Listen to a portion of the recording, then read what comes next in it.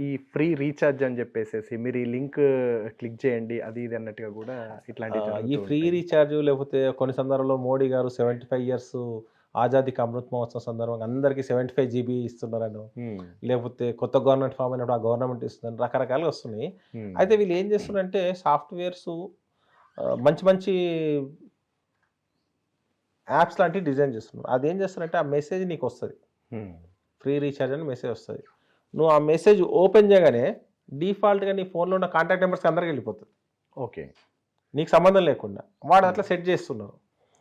అది రాగానే నిజమే అనుకోండి దాన్ని క్లిక్ చేస్తున్నారు. అది మొత్తం దాంట్లో మన డాటా అంతా పోతుంది. ఒకసారి మనల్ని డబ్బులు కట్టమని చెప్పేసి మన యొక్క ఫోన్ హ్యాక్ చేయడం లాంటిది జరుగుతుంది. హ్మ్. వాడు ఏం వాడుతుందంటే సాఫ్ట్‌వేర్ డిఫాల్ట్‌గా నీ ఫోన్‌లోని అన్ని కాంటాక్ట్స్ పోతాయి. హ్మ్. ఎవడో అన్నోన్ నెంబర్‌కేసి నీకు మెసేజ్ వస్తే డౌట్ పడతావు. కానీ నా నెంబర్‌కేంచి వచ్చిందనుకో, ఓకే. అరే మల్లేష్ అన్న సైబర్ క్రైమ్స్ మీద బాగా ఐడియా ఉంది. మల్లేష్ అన్ననే పంపించిండంటే జెన్యూన్ కావచ్చు ఆటోమేటిక్‌గా అని నువ్వు రెస్పాండ్ అవుతావు. అవును. వాళ్ళు ఈ టెక్నాలజీ వాడుతున్నారు. హ్మ్. నీ ఫోన్‌లో ఉన్న కాంటాక్ట్స్ డిఫాల్ట్‌గా వెళ్ళిపోతుంది. హ్మ్. అలాంటి జరిగినప్పుడు మనం ఏం చేయాలంటే నిజంగా మన వల్ల మిస్టేక్ జరిగినప్పుడు ఇమీడియట్‌లీ అది డిలీట్ చేసి అందరికి మెసేజ్ పెట్టాలి. బై మిస్టేక్‌లో వచ్చింది దానికి రెస్పాండ్ కాకండి. లేదా వాట్సాప్ స్టేటస్ ద్వారా బై మిస్టేక్‌లో ఇట్లా వచ్చింది ఎవరు రెస్పాండ్ కాకండి. అంటే ఇప్పుడు ప్రతి విషయాన్ని పోలీస్ వాళ్ళే ఆపాలనేది కాకుండా ప్రతి పౌరుడు కూడా ఒక పోలీస్ లాగా అంటే సోషల్ రెస్పాన్సిబిలిటీ ఉన్న ఒక వ్యక్తిలాగా ఆయన దృష్టికి వచ్చిన సైబర్ నేరం గురించి 10 మందికి చెప్పడం, లేకపోతే పోలీస్ దృష్టికి తీసుకురాగలిగితే అలాంటివి ఆగుతాయి.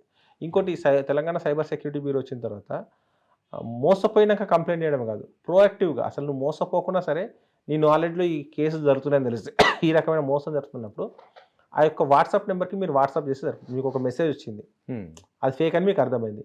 మీకు కొంచెం నాలెడ్జ్ ఉంది కాబట్టి మీరు దాన్ని డిలీట్ చేసి ఇగ్నోర్ చేశారు. హ్మ్. కానీ నీలాగా నాలెడ్జ్ లేనివాడు ఎవడో ఒకడు మోసపోతారు కదా! అది నువ్వు ఆపగలుగుతావు. హ్మ్. ఏందంటే ఈ వాట్సాప్ నెంబర్‌కి దాన్ని షేర్ చేయడం వల్ల మా యొక్క డిపార్ట్మెంట్‌లో బ్యాక్ ఎండ్‌లో దాని మీద రీసెర్చ్ చేసి దాన్ని హోల్డ్ చేయించడం.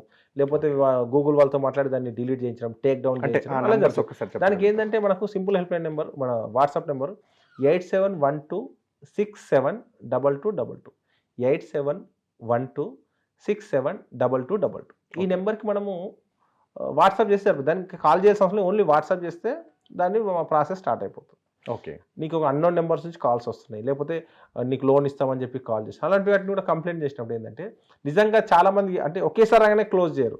హ్మ్. నువ్వు ఒకసారి కావాలని నీ పక్కోడి మీద కోపంతో కూడా పెట్టొచ్చు. అలాంటి వాటి చేయరు. క్రాస్ చెక్ చేసుకొని 4, 5 కంప్లైంట్లు వచ్చినాయి ఇది కొంచెం సీరియస్‌గా ఉందన్నప్పుడు దాన్ని టేక్ డౌన్ చేస్తారు. ఆ నెంబర్‌ను బ్లాక్ చేయడానికి స్కోప్ ఉంటుంది. ఈ రకమైన చాలా అంటే తెలంగాణ సైబర్ సెక్యూరిటీ బ్యూరో ప్రోయాక్టివ్‌గా వెళ్ళేసి పబ్లిక్‌లో నుంచి ఇది తగ్గించాలి, దీన్ని సైబర్ నేరాలపైన ప్రజల్లో అవగాహన కలిగించాలి, లేకపోతే ప్రోయాక్టివ్ స్టెప్స్ తీసుకోవాలి, లేకపోతే జరగని ఇమీడియట్‌లీ 193 కాల్ చేసి చేసుకోవాలి.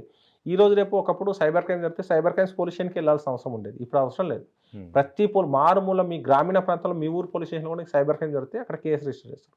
ప్రతి పోలీస్ స్టేషన్‌లో ఒక ఎస్ఐని గాని ఒక ఆఫీసర్‌ని సైబర్ క్రైమ్స్ మీద ట్రైన్ చేసి ఆయన ద్వారా ఇన్వెస్టిగేషన్ స్టార్ట్ చేస్తారు. So okay. ఫస్ట్ ఏంటంటే మీకు జరిగిన మోసాన్ని పోలీస్ దృష్టికి తీసుకురాగలిగితే మీరు సేఫ్ కావడానికి ఎక్కువ స్కోప్ ఉంటుంది.